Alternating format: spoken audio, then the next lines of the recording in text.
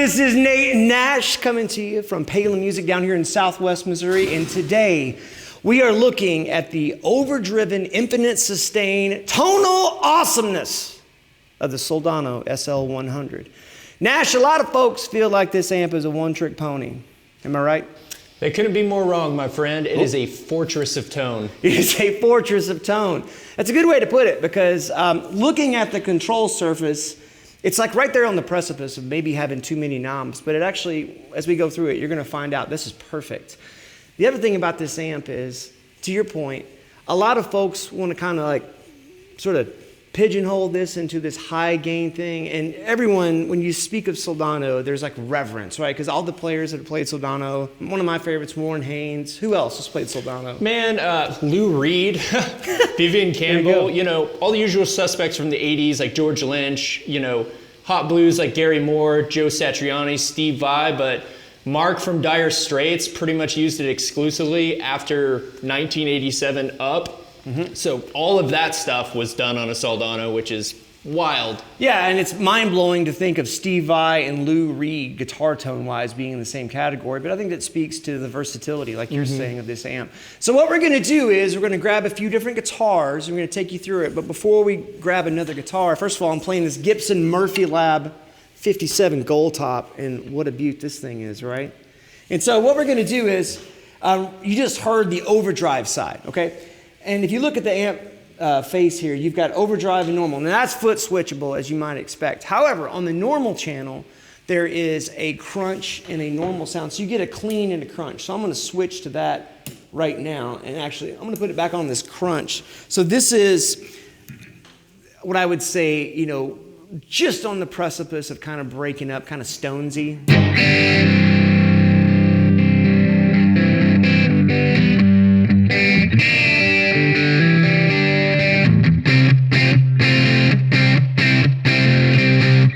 And it'll clean up with the volume knob too, I mean, immensely. I'm gonna throw on a little Strymon L cap just to kind of sweeten it up a little bit.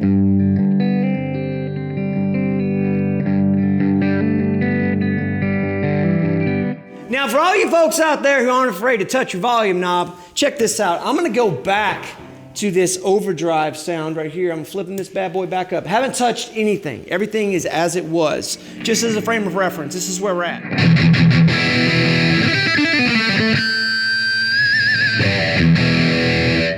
Now, neck pickup, turning the volume down, okay?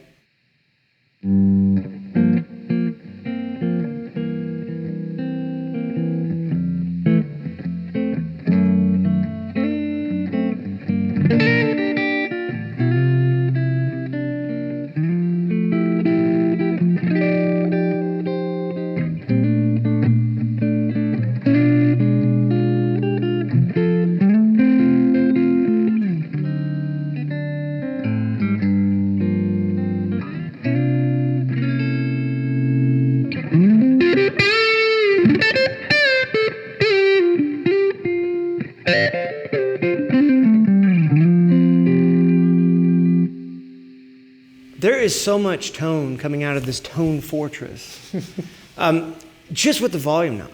You know what I mean? And a lot of times I feel like I have to remind myself, well, let's just say it. You gotta be a little more brave to roll with your volume knob like that, right? Because the truth is that you have to practice, at least I do, finding that quickly, right? Finding that little volume nuance. But I love that about this amp. Isn't that amazing? No, 100%. Like, I love, you don't hear a lot of people do this anymore, but man, taking a high gain amp and just rolling the tone and volume knob back, you get this nice singing compression in the mid-range that's just beautiful and sits in a mix like perfectly, pretty much.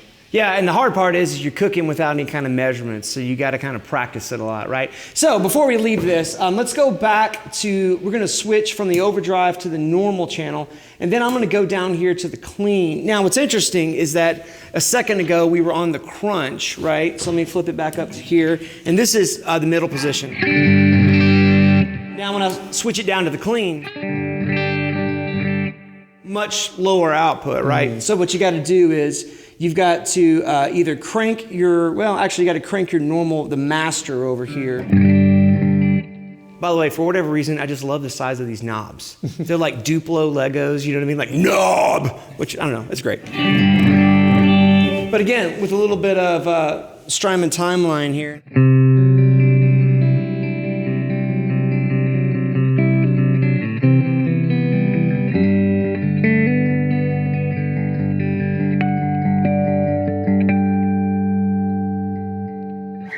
Tell you what, let's grab another guitar and put this thing through its paces.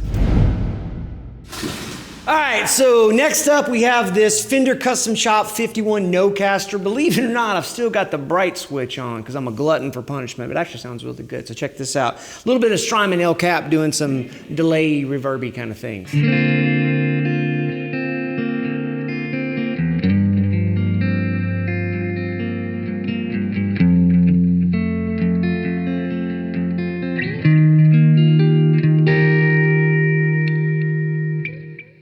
And so just then, I'm on the normal channel with the crunch selected, okay? And so I've got, you can see crunch is up, bright's up. I've got just a skosh. This is your preamp side, right? And so just to kind of put this in perspective, when I switch over, you see this is like just ahead of 6 here, and this is just on 6. I did not do that on purpose. Let my ears guide my fingers. Highly recommend that behavior. If I switch up here to the overdrive, you can see kind of the difference in what this thing will do.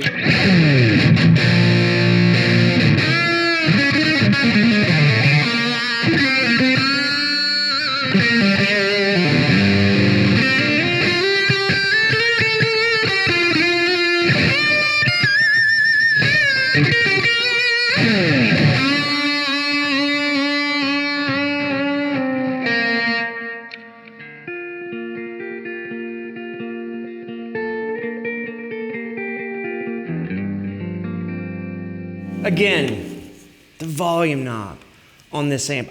I'll be honest with you, I don't even know that I would touch the foot switch. I think I would just live on that overdrive thing, right? Yeah, for sure. I think a lot of people actually do probably run it that way, man. Yeah. So a lot of range there. Yeah, and real quick, look at where the bass is at. Is this in the camera shot here? Am I just, yeah. Look at where the bass is at. We've got the bass turned down and the depth turned down. And this amp, look, having a lot of bass coming out of the amp is not a bad thing. In fact, it's an amazing thing because you can turn the knobs down. Did you know that? Knobs go down? Well, also, man, you know, like with those 6L6s, going back to the clean channel, you know, if you're bouncing between single coils and humbuckers, you can dial more of that bass in and get a really nice, fat, classic American clean sound. Yeah. The depth knob works post EQ, as does the presence. So you can dial in your general setting, and then, you know, as you're bouncing between, say, you know, a Telecaster like we are and a humbucker equipped guitar, you can dial that bass out or back in, but leave your 3-band EQ where it is for the most part. No, I love that. So to your point, so like let's say I want a little bit more of that. I'm going to turn the depth up here to about 5-ish.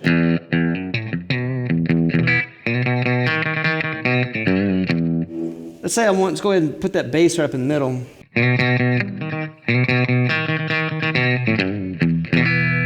Now if I put a little slap back there.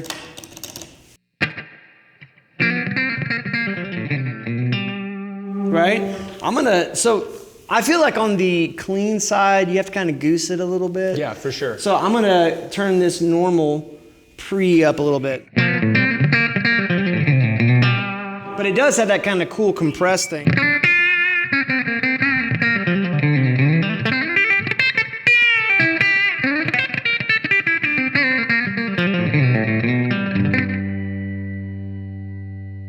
Leave your compressor at home, folks. Yeah, there's also a lot of what we call bloom, where the harmonic content is just kind of, comes out on its own pretty effortlessly. And not just because I hit a harmonic on the end of that little lick, but just in general. So let's grab something else and just showcase some more tones out of this bad boy. Here we go.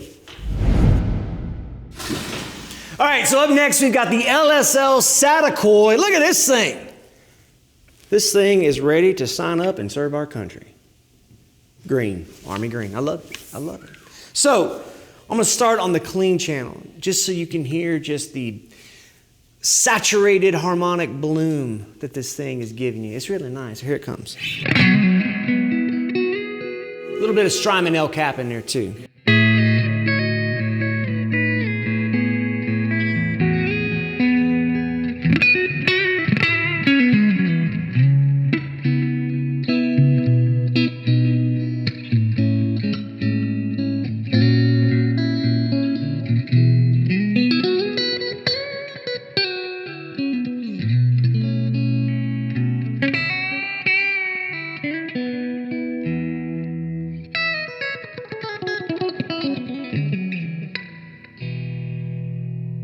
Now, that's on the clean side. Again, it's foot switchable, right? And we're running the Strymon L cap through the effects loop, which is funny because I saw in an interview where they were asking about, hey, is this like a Mark II?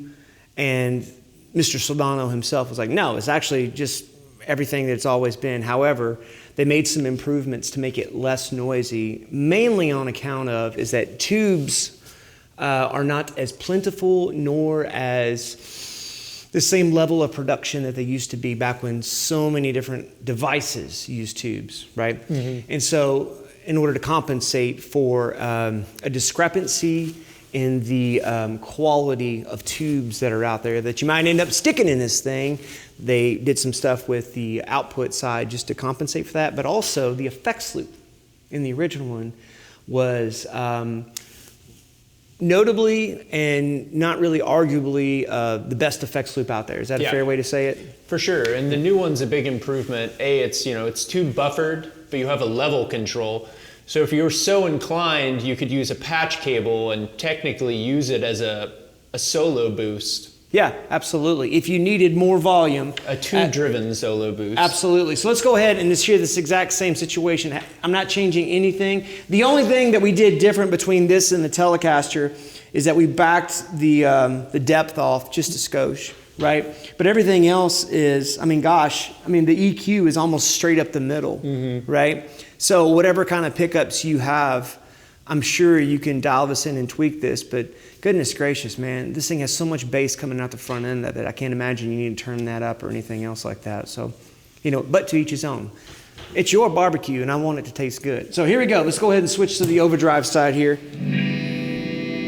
Here it comes.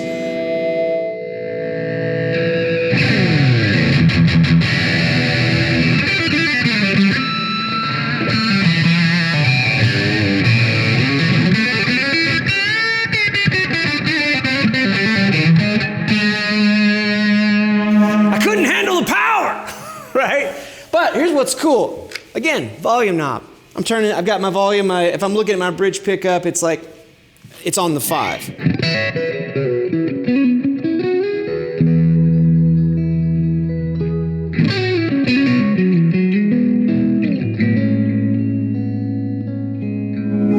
I'm on position number 2.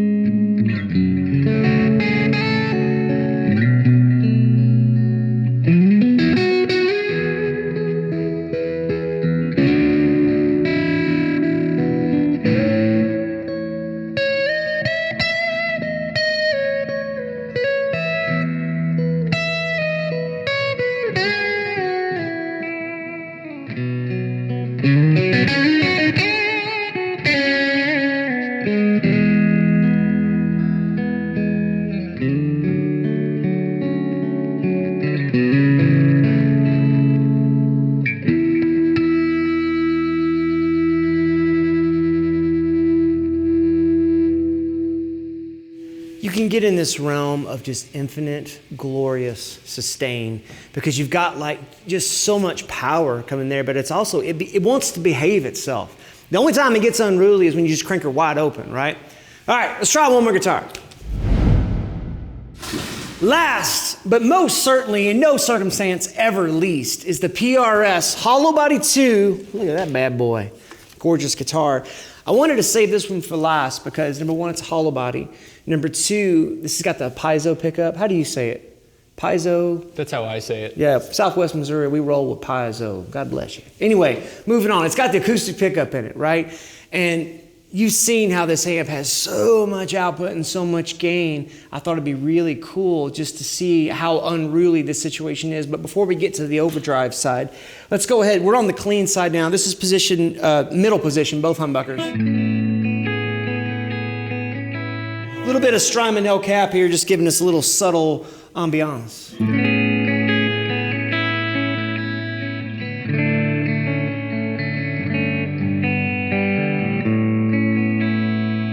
Now I'm going to kick on this acoustic pickup here, put this in the middle, full tilt boogie here.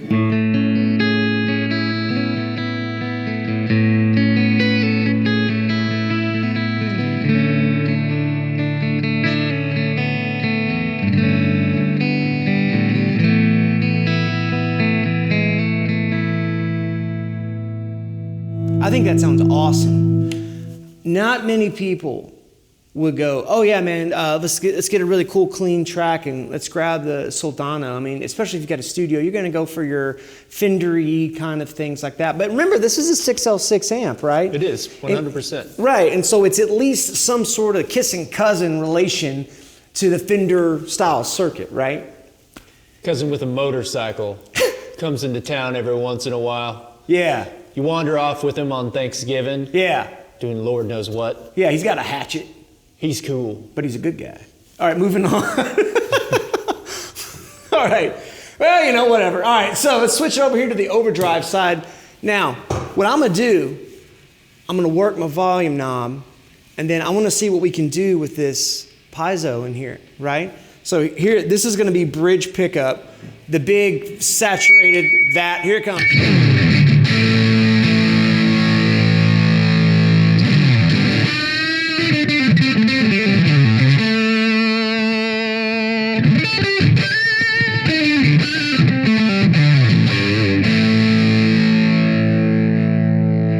Now I'm going to work that piezo in here and see what we got. A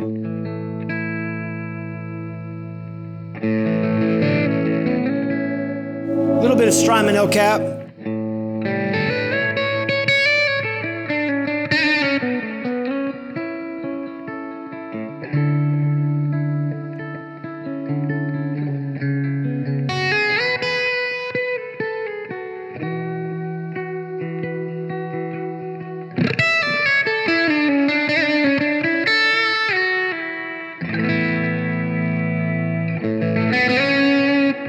Neck pickup.